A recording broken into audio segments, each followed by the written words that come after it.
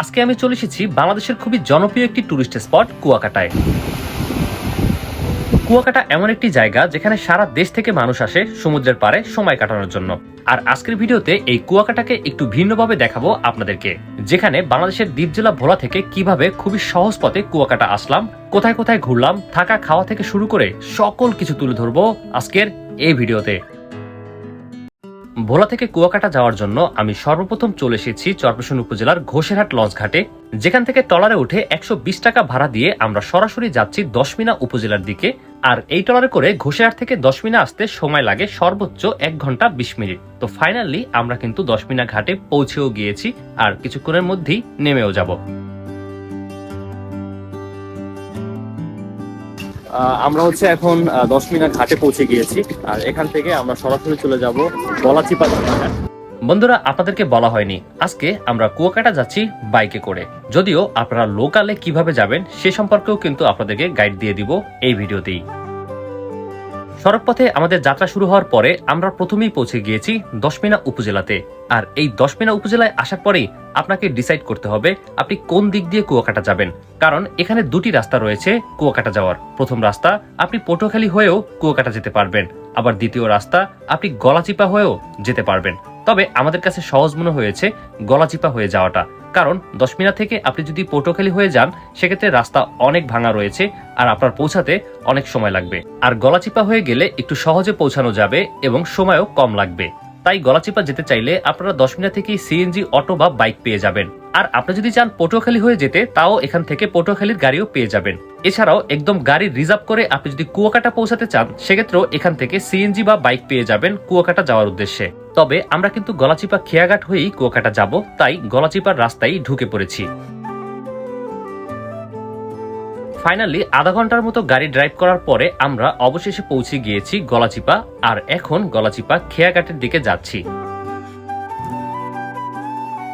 গলাচিপা খেয়াঘাট, আর গলাচিপা খেয়াঘাটের যে খেয়া দেখতে পাচ্ছেন, এই খেয়া নৌকাতে করেই আবার হরিদাবপুর চলে যাব, যেখান থেকে আমাদের আবারও লং ড্রাইভ যাত্রা শুরু। আর সবই আপনাদেরকে দেখাবো। এখানে ১ মিনিট পরপরই ট্রলার ছেড়ে যায়। আসলে এখানে প্রচুর পরিমাণ যাত্রী থাকে, তাই কিছুক্ষণের মধ্যেই ট্রলার ভরে যায় আর মানুষও চলে যায় খুবই দ্রুত। তবে ভাড়া খুবই কম, মাত্র ৫ টাকা। আর আমরা বাইক নিয়ে এখন যাচ্ছি ওই পারের হরিদাবপুর, যেখানে এই ট্রলার পার হতে আমাদের সময় লাগবে মাত্র ৫ থেকে ৬ মিনিট। অবশেষে আমরা ঘাটে পৌঁছে গিয়েছি আর এখন হরিদাবপুর ঘাটকে বিদায় জানিয়ে সরাসরি কিন্তু চলে যাব কুয়াকাটাতে। বর্তমানে যে পরিমাণ রোদ আর গরম ছিল তাতে এ পর্যন্ত আস্তে আস্তে শরীরটা ক্লান্ত হয়ে গিয়েছে, এনার্জি কমে গিয়েছে। তাই আমি চলে এসেছি একটি কনফেকশনারি দোকানে, যেখান থেকে আমার পছন্দের প্রাণ কোম্পানির ইলেকট্রোলাইট ড্রিঙ্কস নিয়ে নিলাম, যেটির ব্র্যান্ড নাম অ্যাক্টিভ প্লাস। আসলে এই গরমে যাত্রাপথে বা ভ্রমণের ক্লান্তি দূর করতে আমি সবসময় প্রাণ কোম্পানির এই অ্যাক্টিভ প্লাসটি খেয়ে থাকি, যেটি গরমের সময় আমার শরীরটাকে সতেজ এবং পানি শূন্যতা থেকে রক্ষা করে থাকে। বলতে গেলে খুবই উপকারী একটি প্রোডাক্ট, যার দুইটি ফ্লেভার রয়েছে, একটি লেমন এবং অরেঞ্জ। চাইলে আপনিও আমার মতো এই গরমে বা ভ্রমণে অ্যাক্টিভ প্লাস খেতে পারেন। তো এই মুহূর্তে আমি হরিদাবপুর বাজারে চলে এসেছি। এখান থেকে যে বাসগুলো দেখতে পাচ্ছেন, এই বাসগুলো পটুয়াখালী চলে যায় এবং আরো বিভিন্ন জায়গায় কাছাকাছি যেগুলো আছে। তো আমরা যেহেতু বাইক নিয়ে আসছি সেক্ষেত্রে বাইকে যাব। আপনারা হরিদাবপুর আসার পরে বাসে করে পটুয়াখালী যেতে পারবেন। যারা কুয়াকাটা যেতে চায় লোকালে, সেক্ষেত্রে তারা এই বাসে কিভাবে যাবে? এখান থেকে সাখারিয়া থেকে সাখারিয়া যাওয়ার পরে বাস পাওয়া যাবে, বাস পাওয়া যাবে, সিএনজি পাওয়া যাবে। তো আপনি এখানে আসার পরে সাখারিয়া গেলে লোকালে তারপরে বাস পেয়ে যাবেন। হরিদাবপুরকে বিদায় জানিয়ে আমরা সরাসরি কুয়াকাটার দিকে যাচ্ছি আর এখন ঘড়িতে বাজে সকাল 10:45। তো আমরা আশা করি একদম দুপুরের আগ মুহূর্তেই কুয়াকাটা পৌঁছে যাব। তবে তার আগে আমরা কিন্তু সাখারিয়া চলে এসেছি। এই সাখারিয়াটাই এমন একটি জায়গা, আপনি যদি পটুয়াখালী হয়েও কুয়াকাটা যেতেন তাহলে এই সাখারিয়া পার হয়ে কিন্তু যেতে হতো। আর আমরা গলাচিপা দিয়ে আসছি, তাও কিন্তু সেই সাখারিয়া হয়েই যাচ্ছি। এবার আমতলী, মহিপুর, পায়রা বন্দরের গেট থেকে শুরু করে আরো বিভিন্ন বাজারকে পিছনে ফেলে এক লম্বা যাত্রা শেষ করে অবশেষে পৌঁছে গিয়েছি কুয়াকাটাতে। কুয়াকাটা পৌঁছানোর পরে এবার প্রথম কাজ হোটেল বুকিং, তাই আমি চলে এসেছি হোটেল সাগরে, যেটি কুয়াকাটার মধ্যে বেশ নামকরা। তো আমি আপনাদেরকে বেশ কিছু রুমও দেখাবো এই হোটেলের। যদি আপনারা এখানে আসেন তাহলে এখানে থাকতে পারবেন, তাই আগে থেকে একটু দেখে নিতে পারেন। এটা হোটেল সাগরের একটি ভিআইপি রুম, এসি আছে আর কি। মনে করেন ভাই রেগুলার যেটা থাকে 1200-1500 এরকমের। ওয়াশরুম, কমোড আছে, এখানে হচ্ছে টিভি আছে, এসিও আছে। এখানে আরো একটি রুম আছে যেটা হচ্ছে নন এসি। এই জায়গায় 6 জন থাকা যাবে। দেখতে পাচ্ছেন বিশাল বড় একটা বেড, আর এটা মাত্র 1500 টাকা ভাড়া। যদি আপনারা 6 জন থাকেন তাহলে জনপ্রতি বেশি একটা পড়বে না। মানে এটা হচ্ছে আমি আপনাদেরকে দেখালাম, জাস্ট যারা অল্প বাজেটের মধ্যে থাকতে চাচ্ছেন তাদের জন্য বেস্ট একটি রুম হবে এই হোটেল সাগরের এই রুমটা। তো হোটেল থেকে বের হইছি, এখন হচ্ছে যাব সমুদ্রের পাড়ে। তো আরিফ ভাই চলেন আমরা সমুদ্রের পাড়ে যাই। হোটেল থেকে ব্যাটারি চালিত খোলা ভ্যানে করে আমরা এখন বিচের দিকে যাচ্ছি। বেশ ভালো লাগতেছে।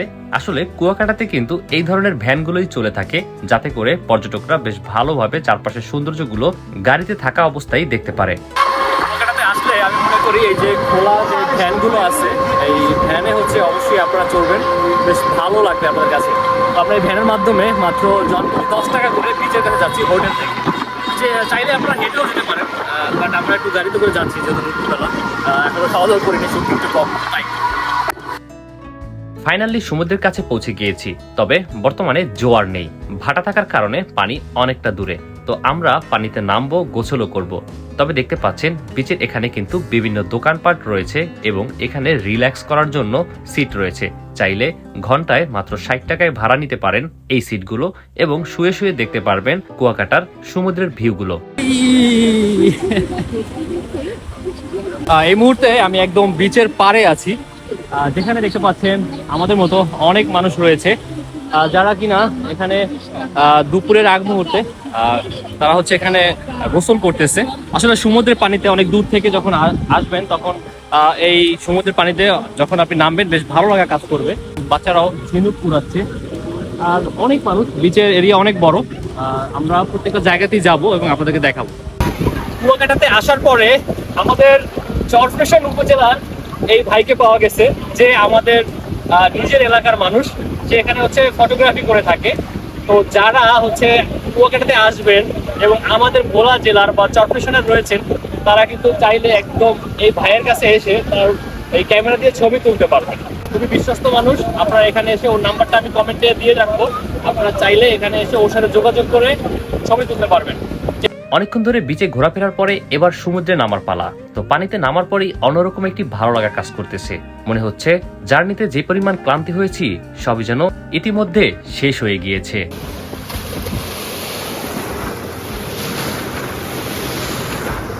উপরে বিশাল মেঘযুক্ত নীলাকাশ, নিচে বিশাল সমুদ্র, আর সেই সমুদ্রের তীরেই হাঁটছি। এ যেন অন্যরকম একটি বিষয়। আর আমাদের পাশাপাশি একটি কুকুরও চলে এসেছে এই সমুদ্রে গোসল করতে। বন্ধুরা, কুয়াকাটা বাংলাদেশের এমন একটি পর্যটক স্পট যেখানে সারা দেশ থেকে মানুষ আসে। বিশেষ করে শুক্রবার ও শনিবার এখানে বেশি মানুষ হয়ে থাকে। আপনারা সবসময় চেষ্টা করবেন শুক্র শনি ছাড়া আসতে, কারণ তখন সমুদ্র একটু ফাঁকা থাকবে এবং রুম ভাড়াগুলো কম থাকবে। তাই আপনি রিল্যাক্স মুডে বেশ ভালোভাবে ঘুরে ফিরে এই কুয়াকাটার সৌন্দর্য দেখতে পারবেন।